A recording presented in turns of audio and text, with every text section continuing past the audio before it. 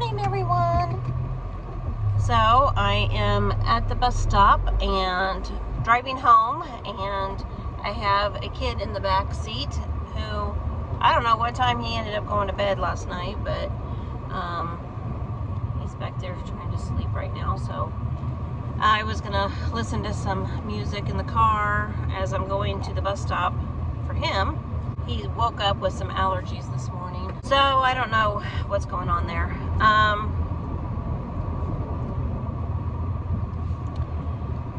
So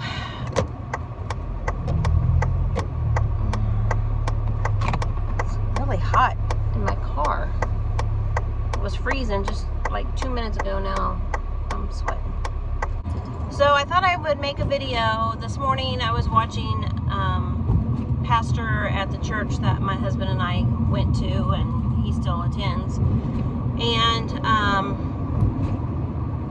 watching his sermons. I always do every Sunday. I love the preaching at that church, and I have my friends at that church that I still talk to and keep me updated on the things that are going on with the church and all that. But I don't go there because my ex-in-laws go there, so out of respect, I stay away. And so I do watch his sermons every week, though, and I've told the pastor that I watch his sermons.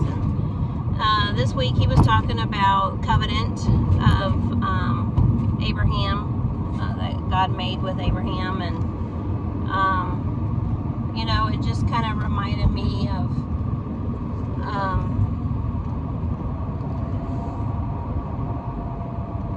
he was talking about the covenant he made with the Jews and Israel, and it reminded me of the covenant of marriage. He's talking about the bride of Christ, and how, you know, soon the rapture will happen and we will be reunited with Christ and have the marriage supper of the Lamb with him. And then there'll be the tribulation, and God's going to deal with Israel and deal with the Jews, because that was who he had the covenant with, and they have broken that covenant. And you know, thinking about the covenant of marriage, when one spouse breaks that covenant, at that time you really do feel like they're getting away with everything. You feel like you don't understand why that person had broke that covenant, this covenant, and why they have changed the way they believe, especially if your spouse claimed to be a Christian, but yet they walked out on your marriage. And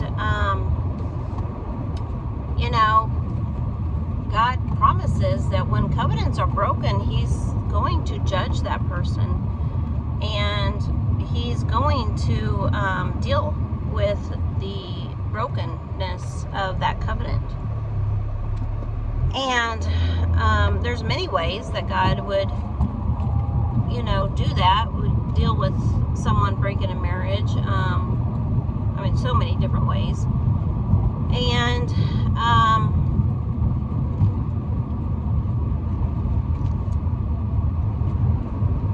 you know, something that God is just telling me now as I'm driving, you know, with Abraham, he wasn't able to see the promised land and see all of the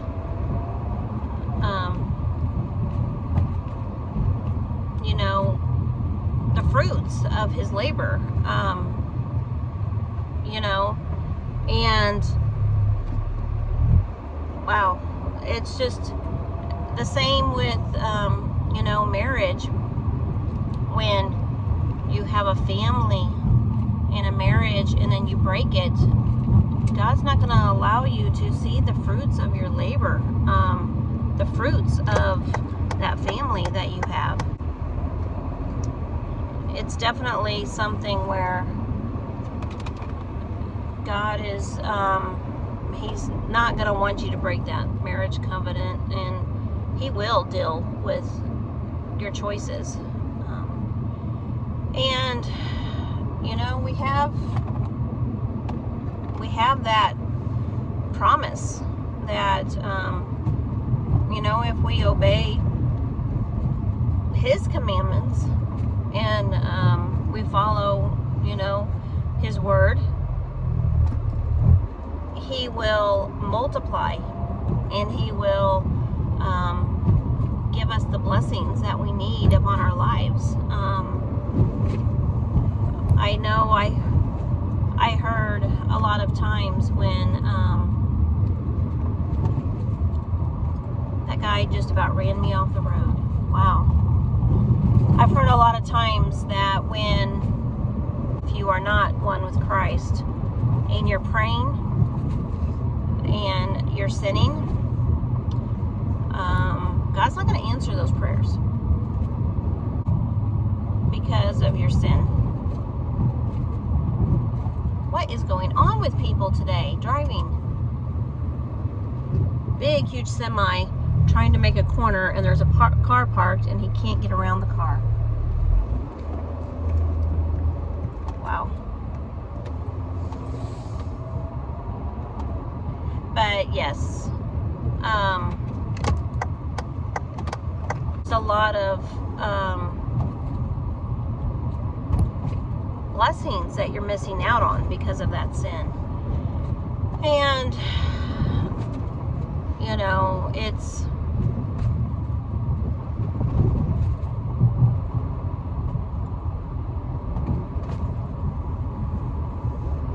sad to think that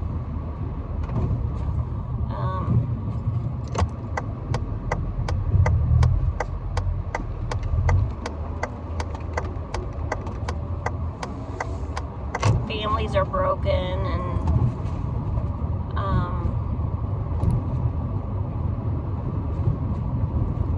you know, the kids get caught in the middle, and it's a battle when you go through a divorce. Gotta go inside. Okay, I am now at work. I went home, got my 8-year-old on the bus. I am at work, and I'm 10 minutes early, so I'm going to sit here and finish out this video. I don't even remember what I was talking about. I know God was telling me to talk about Abraham and the commitment of marriage, covenant of marriage, and what it means to break it. I also wanted to say, you know, the blessings that God gives to us every day in the little things, you know, health and, you know, a job. I have a job. It might not be that much money. I'm still very low income. But I'm trying, you know, I'm trying to do what I can do. And it's tough as a single mom. It really is.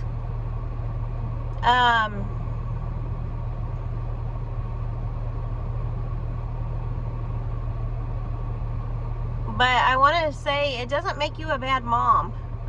Just because your husband's filed for a divorce, and just because he wants to say that you're a bad mom, it doesn't mean you're a bad mom.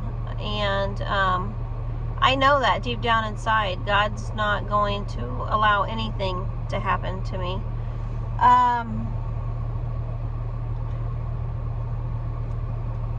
I'm feeling very, very blessed with what I have, and very confident that, you know, I've got the love and support I need. But there is that relationship with God in a marriage, and when it's broken by that other person, you have to reevaluate yourself, reevaluate your relationship with God. And doing what's right is not always the easy way. Saving a marriage is not easy. Working on your marriage, working together is not easy. But it does take two. And, you know, attorneys are not always going to be around to hold your hand and to help you after the divorce settlement agreement's been made or whatever, judgment's been entered. So it's something that is just really weighing on my mind is how to talk to you guys about that covenant and that relationship with God. And I probably really need to read my Bible more to be able to talk to you guys more about that. Looking at the time, I got 5 minutes left, so I really don't have time to go into anything in detail, and I don't have my Bible right here with me right now in the car, but there's just so much that goes with the blessings and the accepting Christ and Him giving you all the love and the blessings that you need in return for you following Him. And when you are not doing that, there's consequences. And you know, everyone's going to be held for their decisions. So I want to encourage you guys, if you're going through the struggles like I am, you know, just be encouraged to not lower yourself to the standards of going through legal stuff that or arguments or fighting or even physical abuse or the lack of communication, frustration that you might have. Don't lower yourself to that standard of doing what they're doing to hurt you to that other person, and pray for your ex-spouse. And it's really tough to do, but okay, I got 3 minutes to go into work, so I better turn off this video. I will talk to you guys in the next video. Maybe on my lunch break I can add to this video. I will be sitting on my couch and maybe eating my food, but I'll try to finish this video later this afternoon. Bye. Okay, guys, I just had my lunch and I'm still on break for a little bit longer, but I wanted to finish out this video, and I wanted to add to this video that even though you go through a divorce and you are getting whatever you get out of the divorce, or whatever you're getting, you know, as far as custody of your kids or whatever, you know, God has made promises to you as a mother. You know, He gave that child to you as the caretaker of that child. And if you are a good Christian mother and you're following God's commandments and rules when it comes to taking care of your children,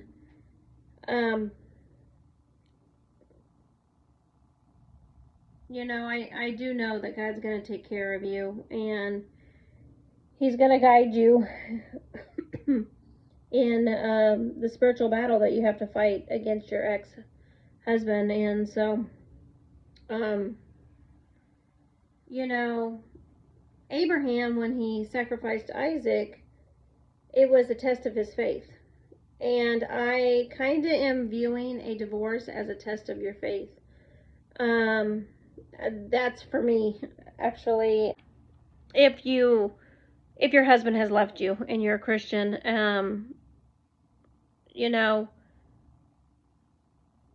nothing is guaranteed in life. Your kids, people living, I've had a couple friends who've lost their children due to death. I have friends who have lost their children due to, you know, other reasons, but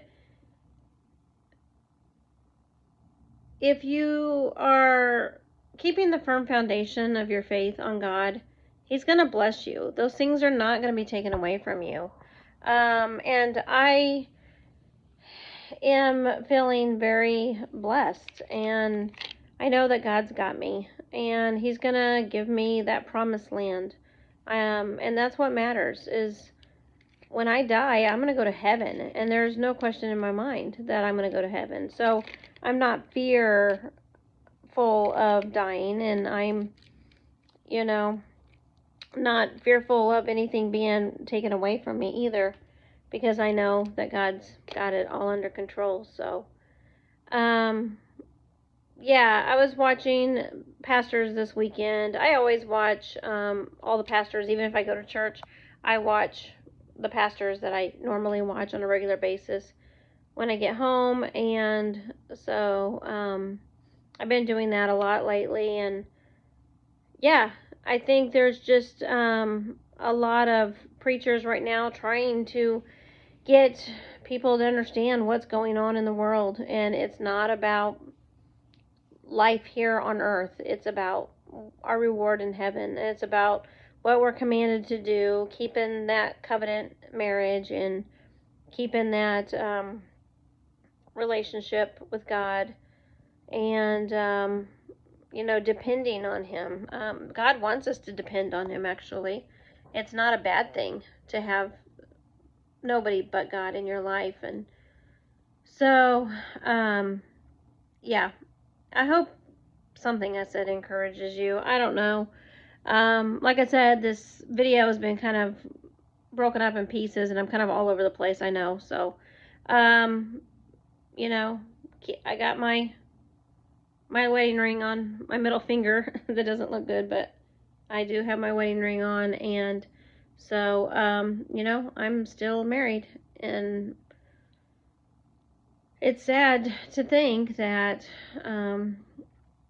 my husband is being so hateful for no reason to me, but, it is what it is, like I said, and so, you know, keep the faith. I will talk to you guys in the next video. Bye.